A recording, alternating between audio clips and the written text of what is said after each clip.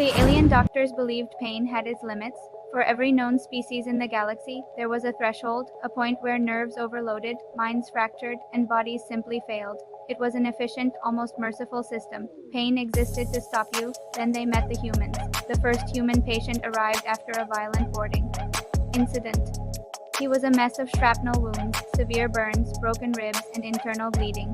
The trauma was so extensive it should have immediately sedated any other species. But this human refused treatment. "I'm fine," he said, his voice shaking through clenched teeth. "Fix the others first." The medical team, stunned, assumed it was shock. They tried to restrain him, to administer anesthesia for his own good.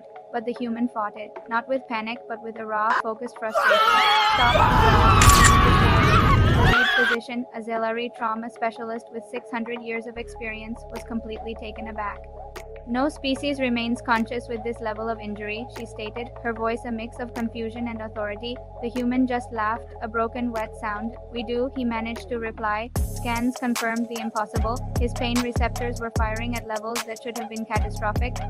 Stress hormones were flooding his system. His muscles were literally tearing themselves apart just to keep his body upright. He should have been screaming, lost to agony. Instead, he was asking questions. "How bad is it? Can I walk? How long until I'm back out there?"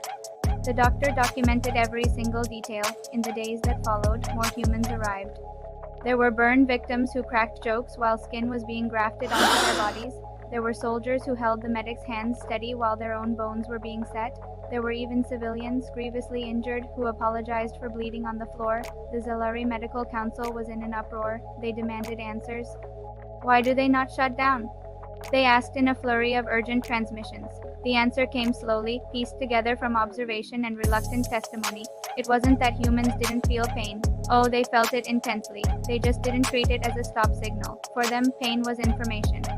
When a human nurse was asked why they endured such suffering, she answered quietly, almost as if it were the most obvious thing in the world. "Pain means we're still alive, and as long as we're alive, we can help." The true, horrifying test of this philosophy came during the siege of Karthus Station, an explosive decompression tour.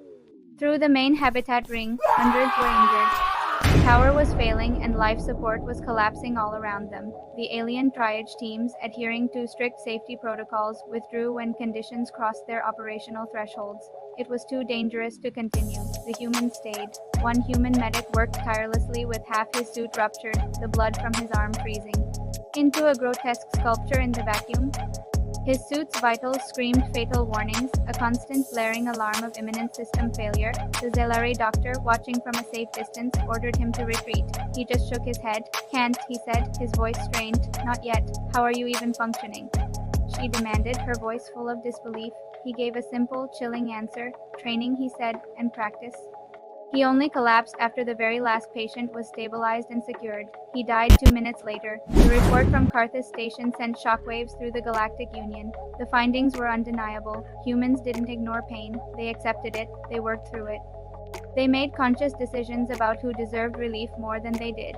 Galactic medical doctrine had to be completely rewritten. Pain thresholds were no longer considered a universal constant. Human standards were added as a separate terrifying category.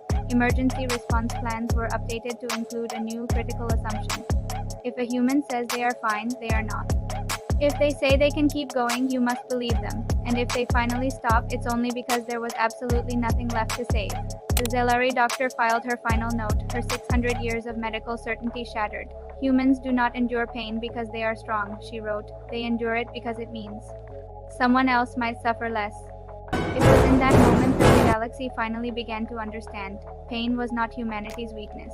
It was the tool they used to protect everyone else. Thanks for watching, and if you enjoyed this story, be sure to subscribe for more.